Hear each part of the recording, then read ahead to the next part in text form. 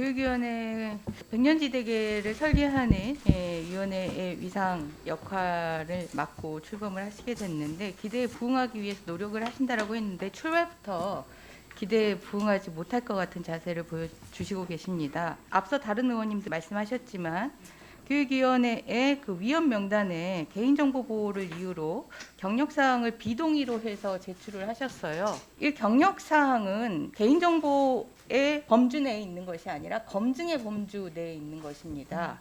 특히 교육위원회의 역할을 보시면 교육위원회는 국민의 의견을 수렴해서 정책 방향을 설정하는 그런 역할을 하시게 되고요. 지금 현재 이 교육 과정과 관련해서 4번에 걸쳐진 이 공청회에서 파행을 거듭하고 있어서 갈등 이해관계가 아주 첨예하다라는 사실을 알 수 있습니다. 그렇다면 교육위원회는 위원으로서 먼저 검증에 임하고 국민들로부터 신뢰를 얻고 이 주어진 역할들을 할 수 있는 건데 검증부터 거부하는 이런 자세를 보여주고 있어서 심히 걱정이 되고 있는 사안입니다. 오늘 국감이 끝나기 전까지 개인정보를 이유로 검증을 거부하는 위원들에 대해서 사임을 요구하시던지 아니면은 검증에 필요한 경력 자료를 제출을 해주시기 바랍니다. 잘 권유해서 제출할 수 있도록 노력하겠습니다. 노력이요? 교육부에서 동일한 경력 자료 왔습니다. 네, 지금 전달을 하겠습니다. 네. 예. 그리고 최근에 어떤 정치인의 페이스북 글이 논란이 됐는데요. 논란이 된 문구는 그렇습니다. 조선은 왜 망했을까? 일본군의 침략으로 망한 걸까?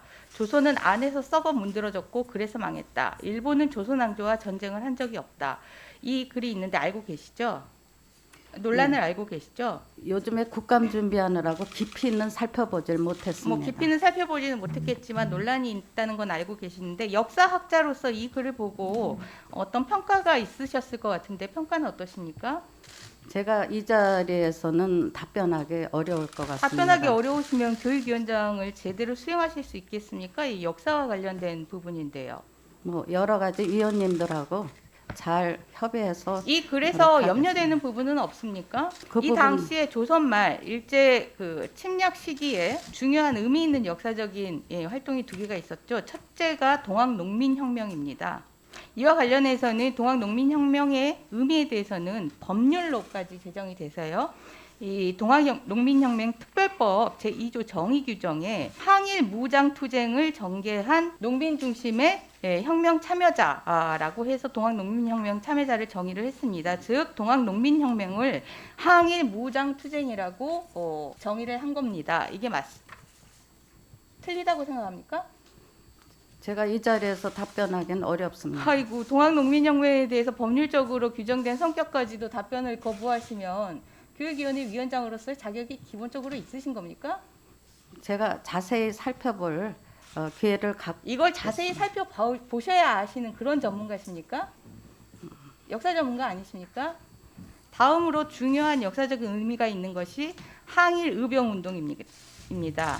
항일 의병운동 그 계기가 무엇인지는 알고 계시죠? 네. 1907년 대한제국의 군대를 해산함으로 인해서 해산된 군인들이 의병운동을 자발적으로 벌입니다. 전국 각지에서 벌였고요. 전국 각지에서 유격전을 벌여나가다가 13도 의병 통합군을 구성을 해서 항일 운동을 하게 됩니다. 이 역사적 사실도 알고 계시죠? 네. 네. 이 2가지 역사적 사실에 비추어 봤을 때 논란이 됐던 그 정치인의 글, 일본은 조선 왕조와 전쟁을 한 적이 없다. 이게 맞습니까? 제가 오늘 역사학자로 이 자리에 앉은 건 아니고요. 국가교육위원장이기 때문에 그럼 국가교육위원장님은 역사와 관련된 교과 과정에서는 그거는 어떠한 이제 관여도 하지 앞으로 않으실 논의를 겁니까? 해가겠습니다. 이걸 논의를 해야 알 수 있는 역사적 사실입니까? 논평을 하기가 어렵다는 말씀입니다. 이미 역사적으로 법률적으로 정의되어 있는 항일 운동입니다. 그리고 우리의 소중하고 자랑스러운 역사고요. 그런데 이러한 부분들을 완전히 외면한 그러한 글은 당시 을사오적이었죠. 이완용. 조선이 식민지가 된 것은 구한국이 힘이 없었기 때문이다. 이런 인식. 그리고 이러한 인식의 이론적 토대를 제공해준 일본 학자이죠.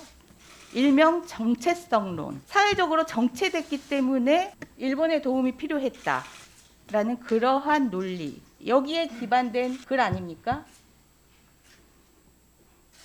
고개를 끄덕이지 마시고 답변을 하세요. 저는 이 일본의 침탈에 대한 그 수탈과 그런 논문들을 썼지만 이 자리에서 갑자기 이런 걸 가지고 견해를 얘기하면 학자로서의 소신은 있지만 이 자리에서 답변하는 게 적절치 않지 그 않은가 학자로서의 생각을 소신이 합니다. 있기 때문에 그 경력이 인정돼서 국가교육위원회 위원장으로 임명되신 거 아닙니까? 그런데 임명되시고 나서는 학자로서의 소신을 얘기할 수 없다라는 거는 모순 아닙니까? 그러면 위원장님께서는 위원장으로 역할을 하면서 우리 아이들에게 우리 역사에 대해서 일본에 대해서 항쟁한 우리 민중들의 역사에 대해서 어떻게 가르치실 생각이십니까? 그 부분은 제 개인의 소견도 있지만 21명의 이제 우리 위원님들 그리고 국민적인 여론과 소통을 해서 가장 올바른 우리의 국가 정체성을 하는 교육을 하도록 노력하겠습니다.